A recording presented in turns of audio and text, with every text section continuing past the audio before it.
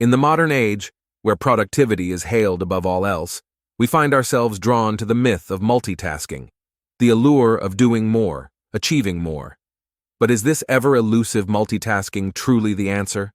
Or is it a mirage in our vast desert of daily tasks? Here we've gathered wisdom from three renowned experts in the field of brain power and productivity, Dr. Lindsay Blooms, Carr, and Jim Kwik. They've shared their invaluable views on multitasking. We start with Dr. Lindsay Blooms, a speaker and author whose research delves deep into the effects of multitasking on our mental well-being. Dr. Blooms pulls from her personal experiences, shedding light on the challenges and misconceptions surrounding the power of the human mind. What if I told you that multitasking is a lie, and the tactic we've all been using to try and get more done every day is in actuality slowing us down and making us miserable? You're probably aware we live in the age of information, but we also live in the age of interruption and distraction. Many of us feel constantly bombarded with notifications, pings, dings, badges, constant demands of our attention. It's like busy is the new normal, but I would even say busy is a status symbol. I know the busiest I've ever been was a few years ago when I was attempting to work full-time, go to grad school part-time, care for my newborn infant at home, and also run a business in my free time. Anybody else in that club? That was also one of the most stressed out and miserable time periods of my entire life. During that time, since I was in grad school and had to do research anyway, I got curious about these feelings of anxiety and overwhelm, like if I had all these great things going for me, why was I still so miserable? And as I was reading, researching, I came across something really interesting in the literature. I learned that multitasking is physically impossible for the human brain. We cannot focus on more than one thing at a time. It takes more cognitive effort to switch back and forth between two things than it would to just pick one and get it done. Yes, we can manage to listen to a podcast while we clean the house, but coherently replying to an email while also listening to somebody speak in a Zoom meeting, well, we're not doing as good a job as we think we are. Multitasking doesn't really work because our brain power is limited. Carr, author of The Shallows, What the Internet is Doing to Our Brains, brings forth a critical examination of our brain's limits in the age of digital information, cautioning us about the perils of cognitive overload.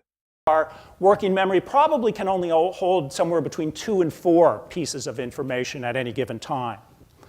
And when we take in too much information at once, what happens inevitably is that we start having this phenomenon where things are coming into and out of our working memory, into and out of our consciousness really, really quickly. Because as soon as you take in a new bit of information through whatever screen you happen to be looking at, some other piece of information your working memory has to leave, has to exit in order to make room for the new piece of information. And when this happens, and psychologists, particularly educational psychologists, have been studying this, this phenomenon, particularly as it relates to education for a long time, is you suffer quite literally cognitive overload. You're overloading your mind, you're overloading your working memory, and when that happens, you're never paying close attention to anything. You're never focusing on one thing for an extended period of time. And unfortunately, there are all sorts of important intellectual processes that, as a result, get short-circuited. They never happen because they require us not to take in constant information, but to filter out information and to focus on one thing. In fact, multitasking costs you more than overloading your brain. Jim Kwik, the renowned brain coach and New York Times bestseller of Limitless, highlights the tangible costs of multitasking, from time to energy. But let's talk about some of the things that hold you back in your productivity, your performance, your peace of mind, certainly your profitability when you're trying to multitask. It costs you at least 4 things. Number one, it costs you time. It's the thing you think you're gaining by doing many things at once. Switching from task to task could take anywhere from 1, 2, 3, 4, 5 minutes to regain your focus because you're using a certain pattern of your neural net that's activated to do one task, and when you switch over to something else, it takes time to reactivate something and to deactivate something else. And so I would say, first thing, don't multitask because it's costing you time, valuable time that you can't get back. Number 2 reason not to multitask are mistakes. We know that surgeons who try to multitask during surgery are going to make more errors during surgery. Even think about it when you're trying to drive and text, which you shouldn't try to do that, right? You're trying to multitask, but we know those individuals are many times more likely to have an accident because we do not cognitively switch very easily. And so not only does it cost you time, but it costs you mistakes. Third reason, if that wasn't enough to really focus on one thing, monotask, if you will, energy. When you activate a different part of your brain, it actually uses more brain fuel, more brain glucose. So if you feel in your day that you feel mentally drained, you're suffering from mental fatigue or maybe some brain fog, maybe you're trying to do too much at the same time. So when you task switch, you use more fuel, more brain energy, and you feel depleted. And then a fourth thing that you might not think about, but it definitely could weigh on you over time, is it puts a strain on your working memory. Your working memory is one of those things where you have a phone number in, or you get a passcode or something, you have it in your mind, you can only hold it for a handful of seconds, but you're taxing your working memory because you're holding information here and then you're switching to something else and you forgot what you were doing here. It's kind of like you're having a conversation with somebody, you think about this, you can't remember the conversation kind of thing. Nobody does it perfectly. And we all tend to sometimes task switch. The goal here is just to be intelligent, to be aware. Self-awareness is definitely a superpower, and try to just mitigate it. Looking to break free from the multitasking trap? You need a reliable strategy to keep your attention laser-focused on a single task. That's where the time flow system comes in. Consider it your personal assistant, guiding you to manage your time effectively and boost your productivity. Let's dissect it into 3 core components. North Stars. Envision these as your overarching ambitions and objectives. They serve as your compass, pointing you towards your desired destination. And with a touch of LifeHack's AI assistance, you can configure them to ensure you're on the right path. Initiatives. These represent your tactical plans, the necessary actions to achieve those North Stars. Focus blocks. These are more than mere time allocations.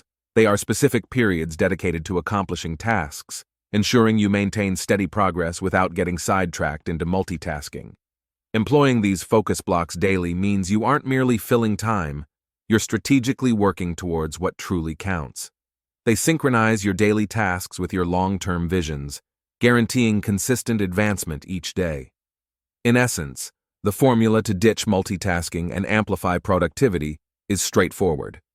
Begin with a distinct purpose, outline your tasks, and then allocate dedicated times to get them done one by one.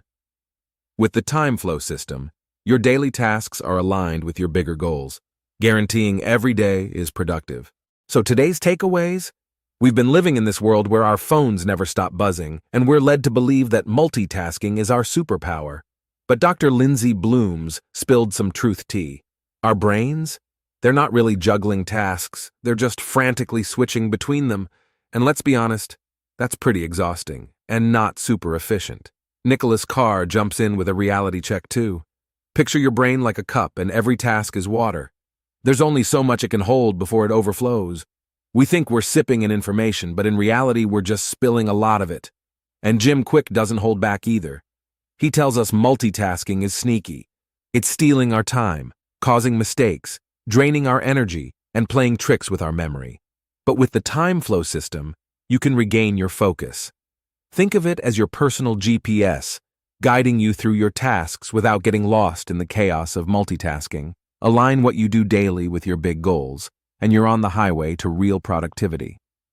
Dive into the time flow system today, master your schedule, and transition from merely staying busy to genuinely achieving productivity. And that's a wrap. Don't forget to like, comment, share, and subscribe to our channel. Until next time.